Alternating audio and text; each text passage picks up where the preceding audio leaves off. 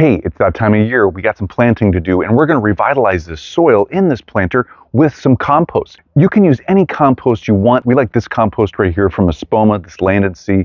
We're just gonna mix it straight into last year's soil. It's gonna revitalize the soil. It's gonna add more organic matter to it, nutrients, so the plants, when we plant them in here, are just going to start sucking it up and feel right at home right away. So for using any compost, just make sure it's well matured, it's finely ground, and it's starting to already break down. It has a nice consistent color to it.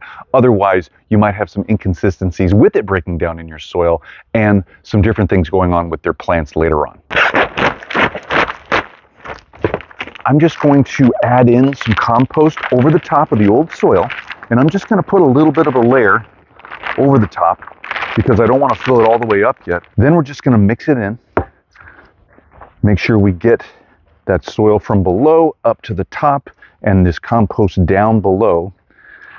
We're just going to keep mixing, get it as thoroughly mixed as we can, and then we'll see where our height of our soil ends up to then either add more compost or we're done and we can start planting. And you can see this compost, it's really nice, dark, well matured, broken down compost, all that material in there. That looks great. Yeah, the plants are going to love this. We've mixed in our compost. We can see I leveled this out. I want the soil level a little bit higher than what it is because you can see on this True Drop container, it comes down, it tapers, and then it starts going straight down here. I want to be above where that curve starts so I have enough soil in here for the plants when I plant in here because of the technology of this type of container. It works better if you're filled up all the way with soil. So I'm going to fill this a little bit more with some compost. All right, we just need to smooth this out, level it out. I think we're there.